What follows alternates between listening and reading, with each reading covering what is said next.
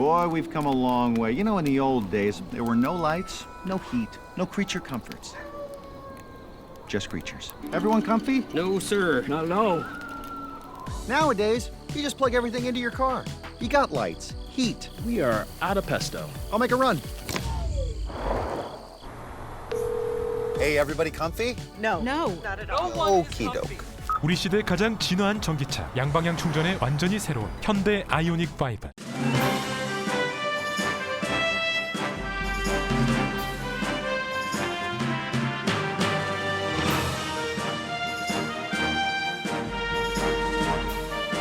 단풍이 물드는 10월, 라디오 서울과 함께 건강하고 활기찬 계절 맞이하세요. 강혜신의 오늘의 미국.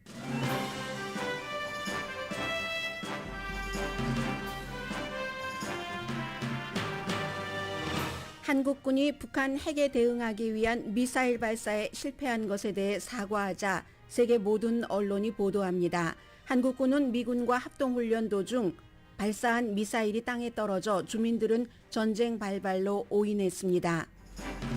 이 시점에 북한 핵에 대한 억제력은 미국의 국방 예산을 국내 총생산의 5%까지 늘리는 것뿐이라고 월스트리트저널이 사설에서 주장했습니다. 올해 노벨 화학상은 2명의 미국인과 1명의 덴마크인 화학자가 공동 수상자로 결정됐습니다. 3명의 화학자들은 클릭 화학이라는 것을 통해 의약품 개발 등에 공헌을 했다고 평가받고 있습니다. 홈런 기록을 세운 아론 저지와 풋볼 선수 출신으로 조지아주 연방 상원 선거 공화당 후보인 허셜 워커가 대비되는 아침입니다. 게임의 룰에 있어 이처럼 극명한 대비도 없습니다. 사우디아라비아와 러시아가 주도한 오펙 플러스 회의 결과 원유 생산이 크게 줄어들게 됐습니다. 유가와 가솔린 값이 다시 올라갈 정도의 감축량입니다. 트위터가 제기한 재판을 앞두고 이길 가능성이 없다고 판단한 일론 머스크가 결국 트위터를 인수하기로 했습니다. 이 인수에서 승리자는 오로지 트위터 주주들 뿐이라는 지적이 나옵니다. 러시아가 우크라이나를 침공하고 지기를 바라면서 우크라이나를 지원해온 미국이 지금은 러시아가 크게 지는 것을 두려워하게 됐습니다. 코너에 물린 푸틴의 핵 선택 여부 때문입니다. 여러분 안녕하십니까? 오늘의 미국 강혜신입니다. 오늘의 미국에서도 정말 보도를 하지 않았으면 좋았을, 그리고 이런 일들이 세상에 알려지지 않았으면 얼마나 좋았을까 하는 마음을 갖게 되는 뉴스부터 전해드립니다. 이미 세상에 전부 보도가 됐고 미국에서 이 방송을 듣고 계시는 분들이건 아니면 세계 어느 곳에서 코리안 아메리칸 아니면 코리안 다른 나라 사람으로서 듣고 계시는 분들도 한국의 지금의 방위력 같은 것도 생각을 해볼 수 있는 시점이고요. 물론 실수라는 것은 어느 군에서나 나오나 그제였었죠. 북한이 일본을 향해서 일본 영공을 통과하고 이제 태평양에 떨어진 중거리 탄도 미사일을 발사한, 거기에 대해서 대응하기 위해서 당연히 한국과 미군이 합동 군사훈련을 했고 또 합동 군사훈련을 같이도 하지만 따로도 하죠. 한국군이 미사일을 2발을 발사하고 미군이 2발을 발사했는데 나머지는 성공을 했는데 한국군이 발사한 이 미사일이 이륙하자마자 실패해서 땅에 떨어지고 말았습니다. 저는 지금 굉장히 뭐가 작게 들리는데요. 괜찮으세요? 팍 소리가 나는데 마침 화면을 보니까 지금 역사적인 우주 로켓이 이제 국제 우주 정거장으로 가고 있는 그 발사 장면이 나오고 있군요. 아무튼 소리 괜찮으셨다면은 그저 방송을 하겠습니다. 굉장히 작아진 느낌이고요. 그래서 이제 훈련을 하던 도중 미군이 쏜 미사일 2발 성공을 했고 한국군도 1발은 성공을 했는데 1발이 실패하고 그냥 떨어져 버린 겁니다. 그러니까 그게 강릉이었는데 강릉 주민이 얼마나 놀랐는지 모르고 오작동으로 인해서 추락을 했는데 왜 그런 일이 일어났는가는 당연히 지금 조사를 하겠죠. 그리고 이 미사일 발사의 목적 자체가 목표물을 정확하게 타격하기 위한 것인데 그때의 목표물이라고 하는 것은 북한이 남한을 향해서 쏜 목표물을 얘기를 합니다. 주민들에게 그리고 나서 경보 발령을 내렸습니다. 다행히도 다친 사람은 없다는 것이 나오고 그렇지만 이 미사일이 추락하면서 이 핵을 탑재를 했었는데 다행히 핵은 폭발하지 않았지만 그 자체에 폭발이 있었고 얼마나 소음이 대단했겠습니까? 현지 시간으로 뭐 새벽 1시였다고 하니까 사람들이 잠자다가 너무 깜짝 놀라서 그리고 불이 일어나는 완전히 그 오렌지빛의 불이 일어나는 것을 봤고 강릉 주민들이 그야말로 말 그대로 보고 들었습니다. 더군다나 올 들어서 23차례 40번이 넘는 미사일 발사를 북한이 한 그 상황에서 이런 일이 있으니까 정말 북한군이 쳐들어온 줄 알았다고 하잖아요. 외국 언론과의 인터뷰에서도 강릉 주민이 그렇게 얘기를 합니다. 몇 시간 동안 아주 캄캄했고 소셜미디어에서만 무슨 일들이 일어나고 있는지 사진과 비디오로 보여줬습니다. 한국에서는 아마 당연히 보도는 돼야 되고 보도가 됐고 뒤늦게지만 그렇지만 정말 어찌 보면 해외에서 더 자세히 보도하고 있는지도 모르겠습니다. 그 불과 연기 때문에 도저히 다시 잠을 잘 수 없었다는 사람들이 너무 많았고 너무나 겁이 나서 강원일보 그 지역이니까요. 이런 곳에서 많이 보도를 하고 어떤 주민은 비행기 추락 사고인가? 이렇게 생각을 하다가 7시간인지 8시간인지 매체에 따라서 조금 다르게 보도하는 것 같아요. 제가 레이티스트는 확인하지 못했습니다. 7시간이 지나도록 합참이 그것을 인정하지 않았다. 이 인정하지 않았다라는 표현은 그런 일이 있었다는 것을 그 표현은 BBC 방송의 표현입니다. 그렇기 때문에 이거 설명을 해주지 않았다는 거예요. 7시간 동안이나 무슨 일이 일어났는가? 그럼 누구는 북한군이 쳐들어왔는가? 짐을 싸야 되는가? 비행기가 추락했는가? 그렇기 때문에 모르는 것에서의 그 불안함 같은 거 짐작을 하시죠. 아마 오늘의 미국을 듣고 계시는 여러분들 가운데서 상당수는 강원도가 고향이신 분들이 계시고 강릉이 고향이신 분들도 계시고 한국을 방문을 할 때 강릉에 가서 속초에 가서 시간을 보내고 계시는 분들 많이 계실 겁니다. 강릉 주민들이 불안해한 그 형태를 미국 매체뿐만이 아니라 세계의 모든 주요 언론이 보도를 합니다. 현무2 미사일이 핵탄두를 탑재를 했고 그렇게 해서 그러한 사고가 일어난 겁니다. 그래서 이제 한국군은 어느 나라 군이나 마찬가지로 이런 일들을 알리고 싶겠습니까? 말하자면 기술적으로 적인 북한을 물리치기 위해서 북한이 중거리 탄도미사일을 발사했기 때문에 거기에 대해서 꼼짝 마라. 우리가 그래봤자 어림도 없다 하는 것을 보여주기 위한 압도하기 위한 미사일 발사였는데 그게 오작동으로 이륙하자마자 땅에 떨어져 버렸으니까 이것을 어느 국민에게 알리고 싶은 국방부와 국가가 어디 있겠습니까?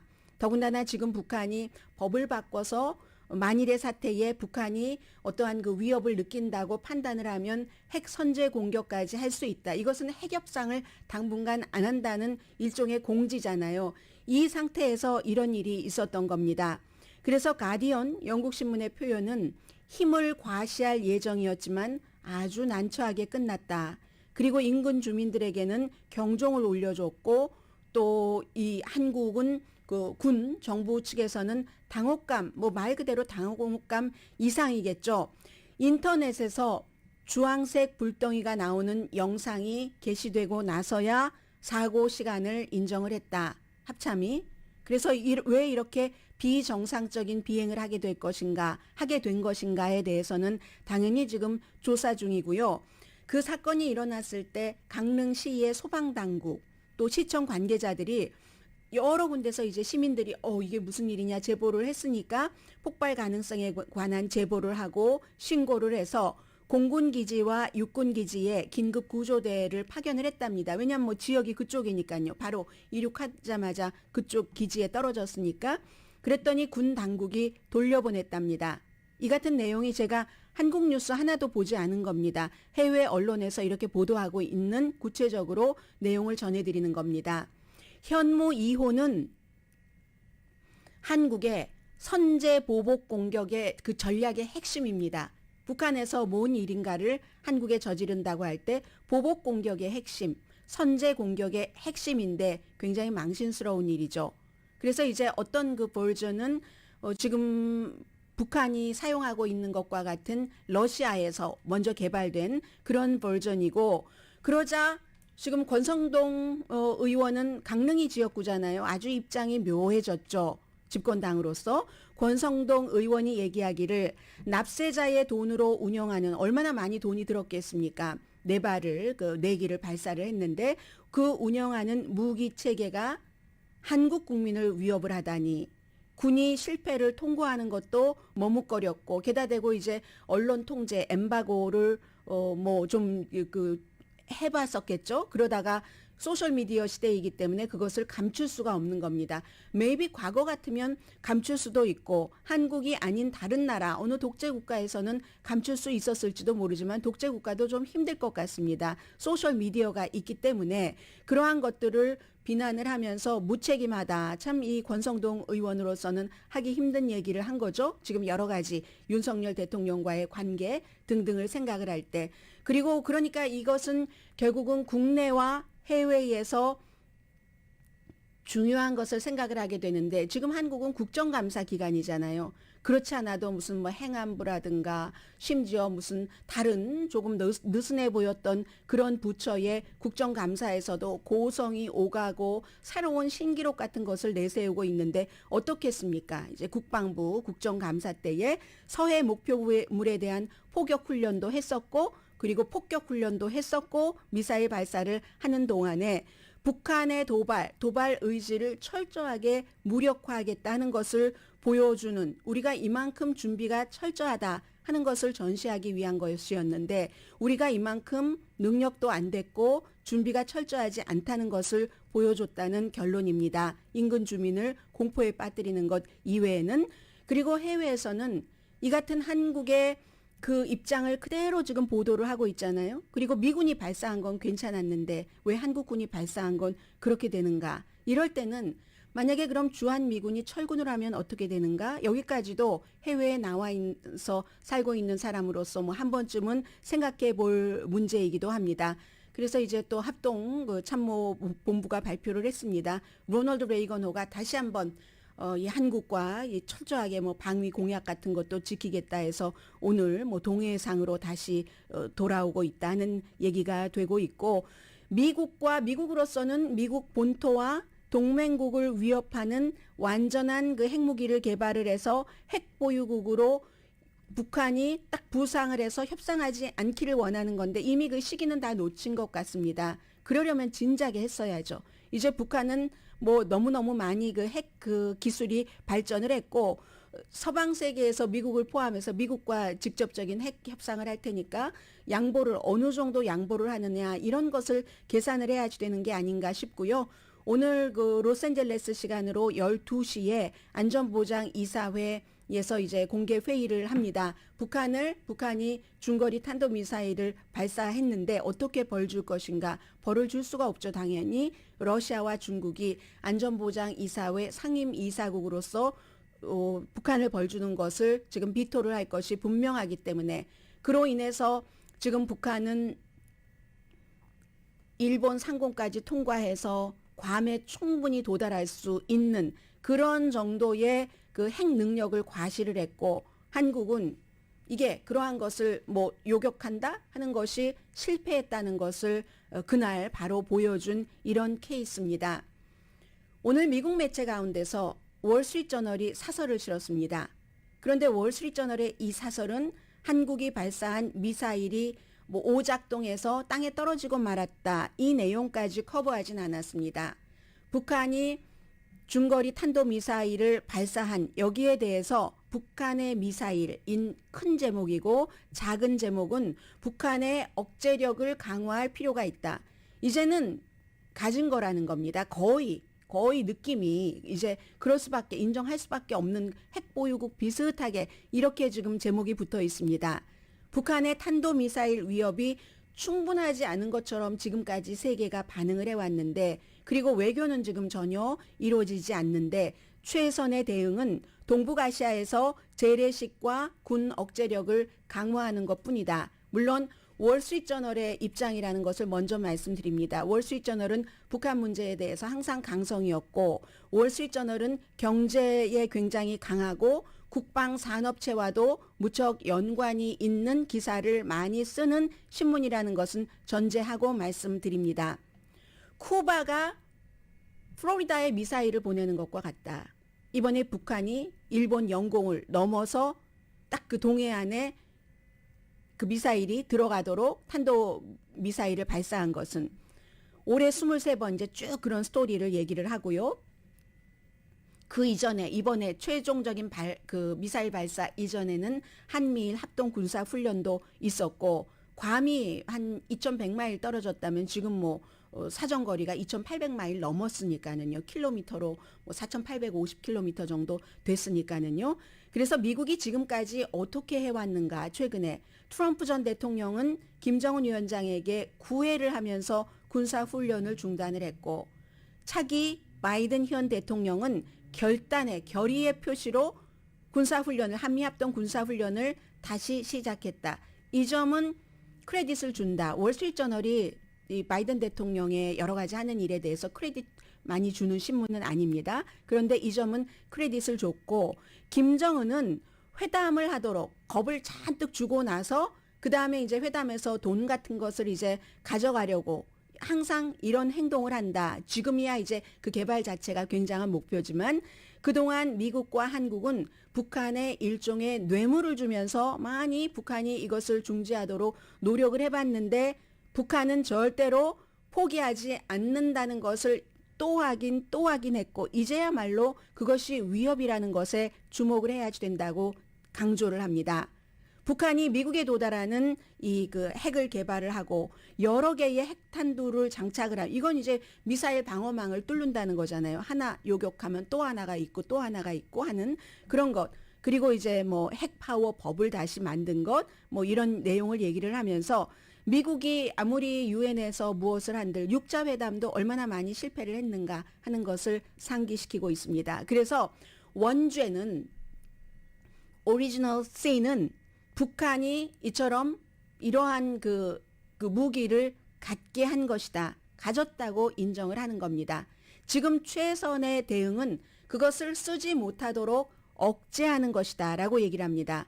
지금 뭐 푸틴이 우크라이나 침공과 핵 위협으로 쇼를 하고 있고 이 미국의 재래식 그 핵 억제력 뭐 이런 여러 가지 재래식이거나 핵 억제력이거나 이런 여러 가지는 세계에서 동시다발적으로 만약에 무슨 일이 일어난다고 할 때 그것을 동시에 할 수 있는 능력이 그게 이렇게 힘겹다, 버겁다 하는 표현도 하고요.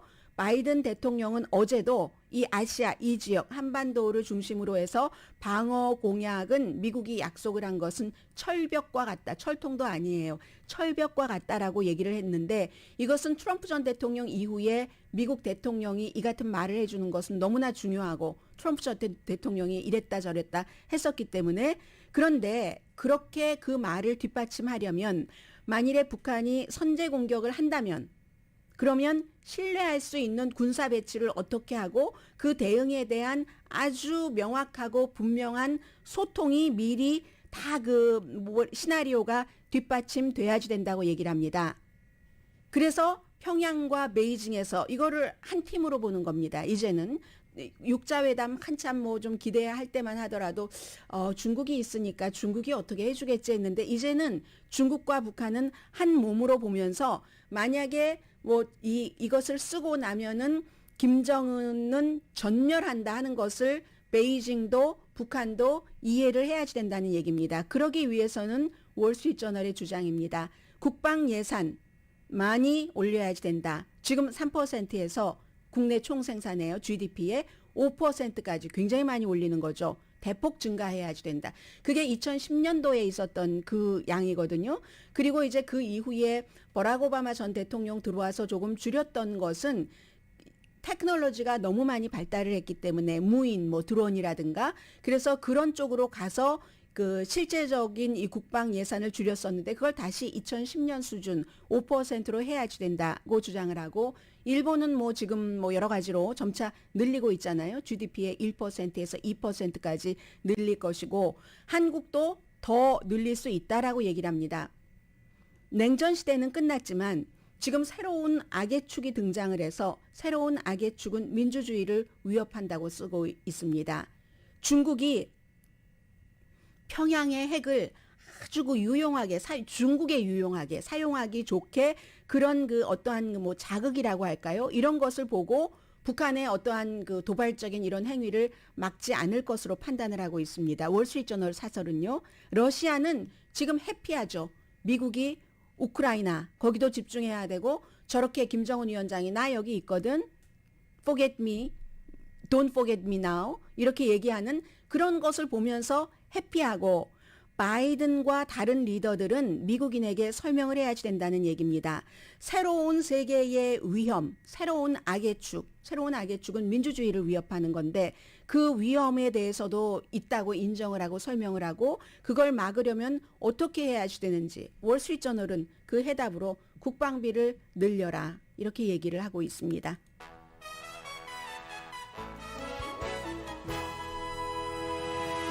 적어도 이 김정은 위원장이 미국에 다시 이제 아주 진부하게 느껴질 수도 있는 그 이슈로 북한에 관해서 사설을 쓰게 했으니까 주목받은 것, 주목을 어떤 목적으로든 받기를 원했다면 성공한 것으로 보입니다.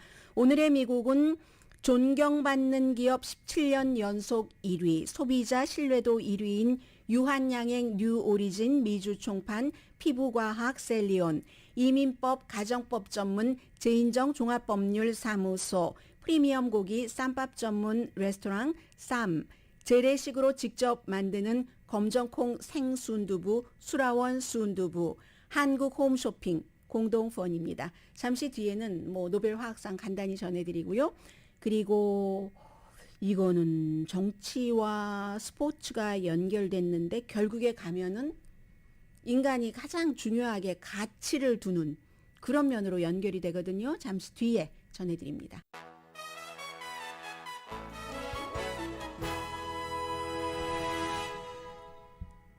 라디오 서울 방송 오늘의 미국 듣고 계십니다. 네, 노벨 그 화학상 수상자도 미국인 2명, 덴마크인 화학자 1명 이렇게 3사람이 받게 됐는데 한 분은 여자분이네요. 올해 처음으로 지금까지 3가지가 발표가 됐는데 생리의학상 1사람, 그리고 어제 물리학상 3사람, 또 오늘 화학상 3사람 하면은 7명 가운데서 1명 지금 여자가 나왔습니다. 스탠포드 대학교에 계시는 분이세요. 교수님 캐롤린 베르토치라는 교수님이고, 그리고 두 번째는 이제 코펜하겐에서 살고 계시는 모르텐 맨달, 세 번째는 역시 캘리포니아주에 살고 계십니다. 케이베리 샤플리스라는 화학자. 원래 이분이 샤플리스 그 화학자가 제일 먼저 2000년도에 클릭 화학이라는 그 말을 만들어내셨대요. 그런데 한마디로 이게 이분들이 그 화학상을 받은 것은 분자 구조를 어떻게 했다고 얘기를 해야지 되는 거죠. 분자 구조를 연구했다 뭐 이렇게 하면 되겠네요. 그래서 뭐 한 사람이 이렇게 시차를 두고 이렇게 해서 결국은 그런 것들이 약을 개발한다던가 아니면 우리 그 유전자 매핑한다고 하잖아요. 그 유전자의 그 지도 그리기 이런 것을 그 기초를 마련을 해서 이 3사람에게 노벨 화학상이 돌아갔답니다. 그럼 미국 사람들이 지금까지 3사람이 받았네요. 처음에 노벨 생리의학상에만 빠져 있고 2군데는 지금 들어가 있고 내일 문학상, 금요일에 평화상, 월요일에 지금 경제상 남았습니다. 아론 저지와 그리고 허셜 워커, 한 사람은 야구, 외야수, 어제 홈런 기록을 시즌에서 갱신을 한 선수고 또 한 사람은 전에 그야말로 그 유니버시티 오브 조지아 다닐 때 그 풋볼 선수로서 너무나 엄청난 기록을 많이 세웠고 지금은 이제 미국에 딱 100명 있는 연방 상원 의원 선거에서 조지아주 공화당 후보로 이제 뭐 40일도 채 남기지 않은 후보입니다. 먼저 이제 이 그 아론 저지의 말씀을 드리자면은 아론 저지가 뭐 이제 스포츠 좋아하시는 분들은 너무너무 다 알고 계시잖아요. 어제부터 시즌 그 62개를 기록을 해서 일요일 날 이게 동률이 됐고 전과 이렇게 했는데 그렇게 했는데 제일 중요한 건 지금까지 뭐 61개, 60개, 61개 뭐 이런 모든 것들이 다 뉴욕 양키스에서 나왔잖아요. 뭐 그레이트 로저 마리스 그리고 그 전에는 그 베이비 루스 61년도에 60개 그리고 이제 로저 마리스가 한 시즌에 61개 어제 이제 그 아론 저지가 62개가 나왔는데 이 마리스의 아들이 일요일에 딱 그 아버지와 본인의 아버지와 동점을 만들고 나서 너무너무 축하했거든요. 그리고 어제 새로운 기록을 세우고 나서 더 축하를 했죠. 물론 지금까지 많은 뭐 선수들이 몇몇이 뭐 73개 이렇게 기록한 선수도 있잖아요. 샌프란시스코 자이언츠의 그 베리 본즈 같은 경우 그 다음에 뭐 그 마크 맥과이어도 있었죠. 세미 소사도 있었죠. 그런데 이 세 사람은 뭐 한 사람은 분명하게 내가 그렇게 그 약물 뭐 스테로이드겠죠. 스테로이드를 투여를 했다는 것을 인정을 했고 그리고 그 베리 본즈는 부정을 했는데 그러니까 이 마크 맥과이어 같은 경우는 야구 명예의 전당에도 못 올랐잖아요. 지금 중요한 것은 이 바이든 대통령도 역사를 다시 썼다 하면서 너무너무 축하하는데 아론 저지는 이 같은 약물 기록이 전혀 없는 깨끗하게 해서 62개의 이런 그 기록을 세웠다 해서 이제 뭐 역사가 만들어졌다 하는 이 말씀을 드리고요. 그 스토리 자체는 스포츠를 좋아하시는 분들은 너무 잘 아실 것 같고 그 마리스의 그것보다 이게 훨씬 중요하다라고 오늘 뉴욕타임스는 열심히 썼던데요. 그리고 이제 조지아주의 허셜 워커 공화당 상원 후보 얘기를 좀 가겠습니다. 이 스토리는 제가 잡지 애틀란틱의 스텝 라이터인 데이빗 그레함 씨의 그 긴 글을 조금 요약을 해드리겠는데 이게 꼭 정치로만 볼 것인가?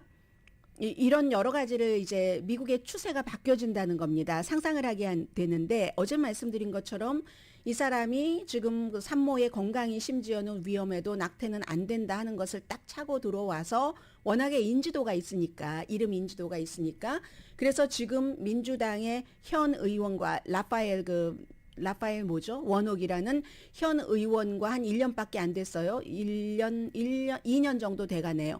그 의원과 딱 지금 뭐 누가 이길지 모르는 그 상태에서 낙태를 딱 밀고 낙태는 절대로 안 돼 했는데 어떤 여성에게 걸프렌드에게 낙태하는 게 좋겠어 하고 돈도 주고 카드도 주고 막 이랬다는 스토리가 나오면서 그 스토리를 보도한 데일리 비스트를 고소한다고 했는데 션 해니티와 인터뷰하는 것 보니까 그거 가짜다 가짜 뉴스다라고 얘기를 하면서 그것이 왜 가짜라는 것은 증명을 하지 못했습니다. 그 전에 여자친구는 그 위선이 너무 싫다.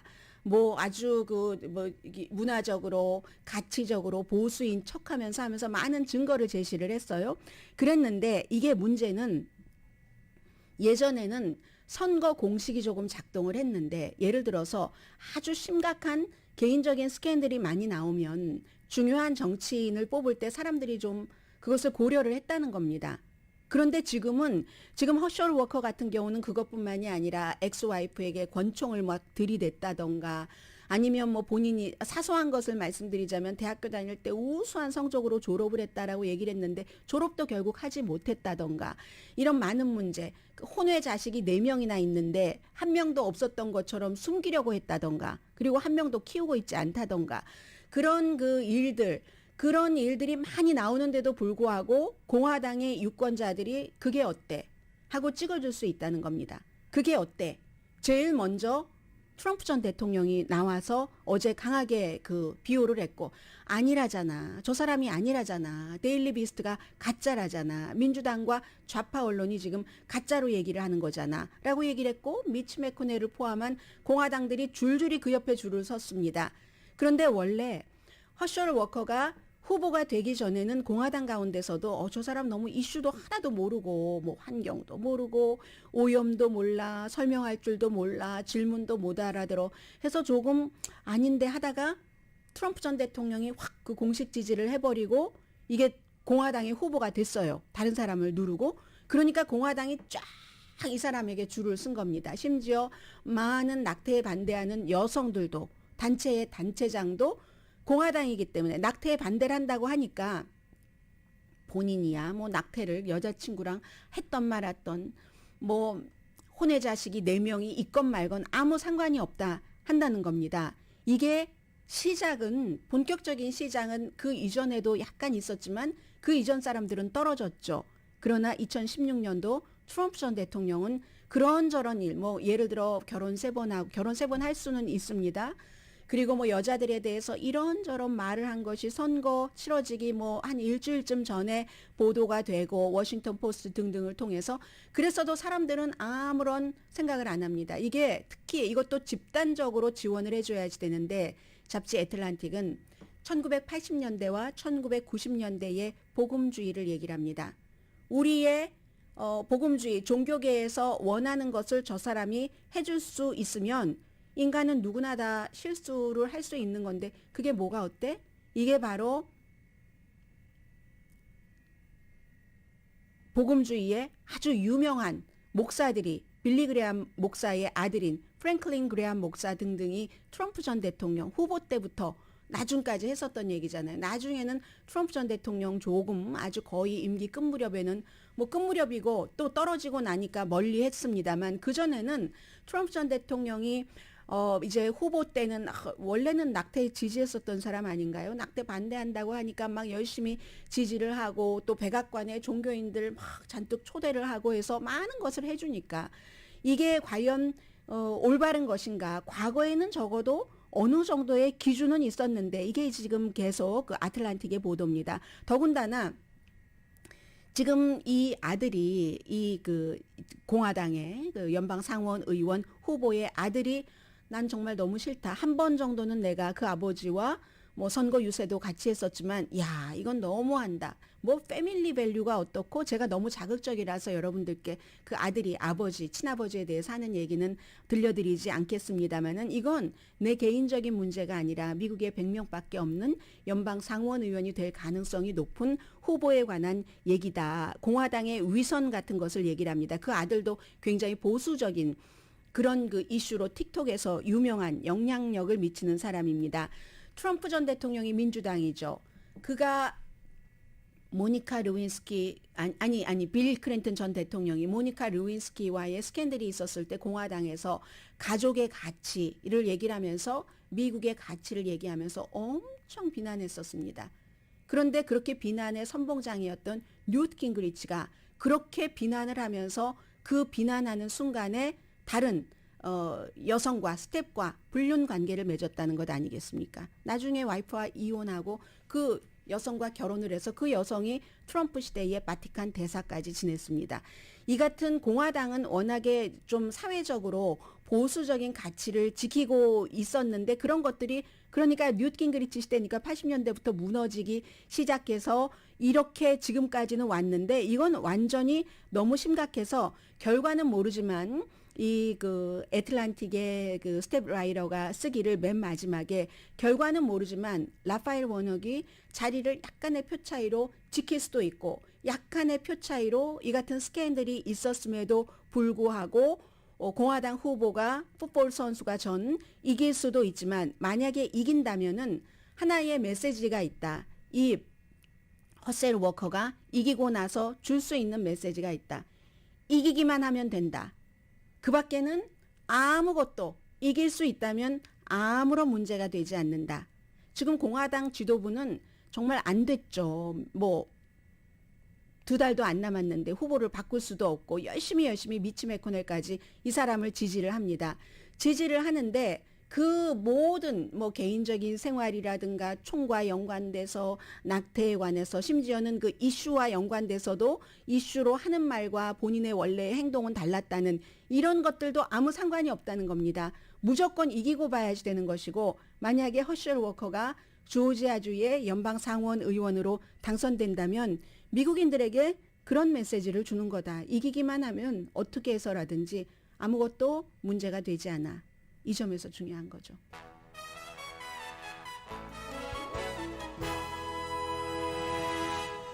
라디오 서울 방송 오늘의 미국 듣고 계십니다. 결국은 이제 오펙과 오펙 그 석유 그 수출국 원래의 그 오펙과 오펙 플러스에서 뭐 11개국이 러시아를 포함해서 더 들어가잖아요. 그래서 24개국 산유국이 회의를 해서 하루에 200만 배럴씩 생산을 줄이기로 했습니다. 한마디로 목적은 돈, 그 오일 값을 비싸게 하려고 그러는 거죠. 생산량을 줄여서.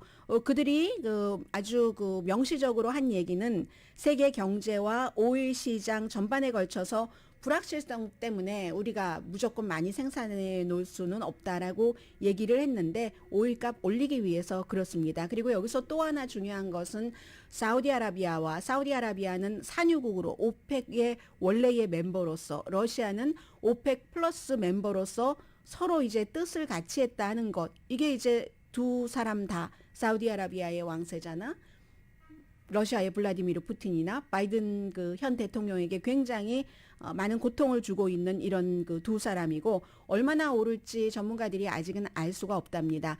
하루에 보통 그 오일을 1억 배럴을 그 사람들이 쓴다고 하거든요. 그런데 그 가운데서 200만 배럴이면은 눈에 띈다 할 수 있는 정도가 된답니다. 계산상으로. 그러니까 바로 뭐 유가가 뭐 배럴당 몇 달러 정도는 올랐던데요. 보니까. 그래서 사우디아라비아는 뭐 얼마 전까지만 하더라도 유가가 배럴당 120달러까지 하다가 9월 달에 뭐 90달러 아래로 내려가고 80달러대였잖아요. 이걸 적어도 100달러 이상으로 올려놓고 싶어 하는 겁니다.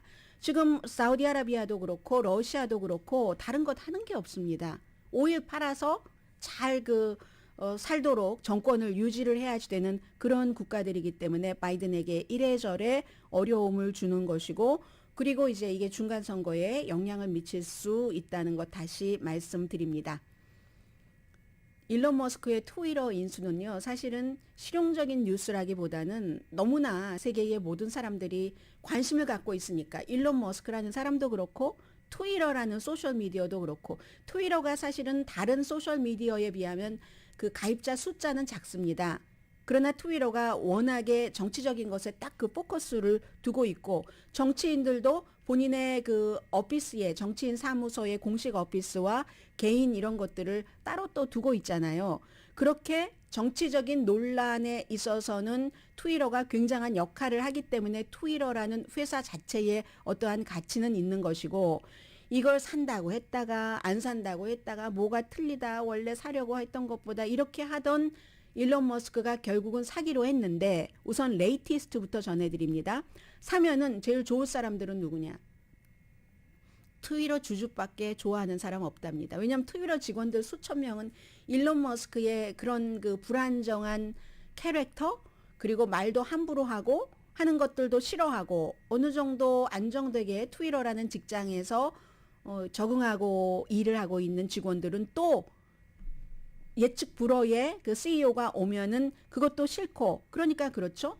은행들도 뱅크 오브 아메리카와 다른 곳을 쓰고 있는데 워낙에 이 사람이 부자기는 하지만 돈이 얼마가 지금 있어야지 되는 거죠. 440억 달러잖아요. 주당 54달러 20센트 처음에 제시했었던 지금 트위터의 가격이 한 300억 달러밖에 안 나가는데 440억 달러에 인수를 해야지 되는 거예요. 그런데 이 사람이 뭐 현찰을 다 뭐 이걸 갖고 있는 것이 아니니까 은행에서도 좀 갖고 또 본인의 테슬라, 스페이스X 뭐 이런 곳에서도 뭐 좀 조달을 해야지 되고 투자자들에게도 받고 또 주식도 팔아야지 되고 하니까 테슬라도 좋지 않죠. 테슬라 주식값은 당연히 내려갔고 그래서 좋아할 사람은 주주밖에 없다.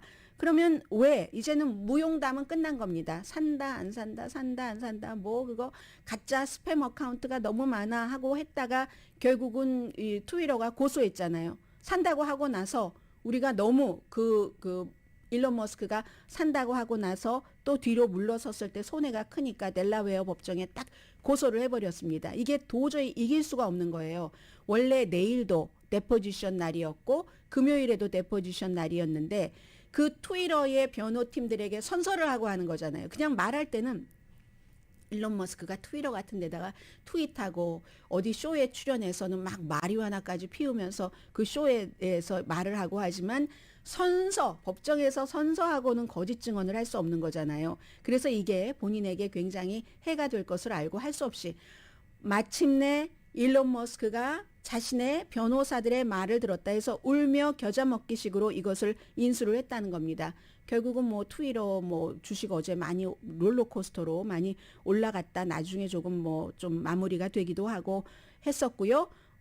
그리고 이 다음에는 이제 테슬라는 뭐 주가가 최고점에서 40% 정도 내려갔습니다. 어쨌든 가장 그 논쟁적인 지금 돈도 벌지도 못하고 제대로 하는데 뭐 일론 머스크와 같은 아주 혁신적인 사람이 들어가면 혁신적인 사람이고 여러 가지를 모든 것을 합리적으로 하지 않기 때문에 막 우주선 사람도 태우고 하는 일을 할 수 있는 거잖아요. 그 본인이 했었던 많은 테슬라와 그 스페이스X에서의 성공을 트위터까지 가지고 올 수 있을지는 모르겠습니다만은 그 전에 일단 무용담이 끝나고 나서 굉장히 사람을 놀라게 할 만한 이슈는 많이 만들어낼 것 같습니다. 잠시 뒤에 뵙겠습니다.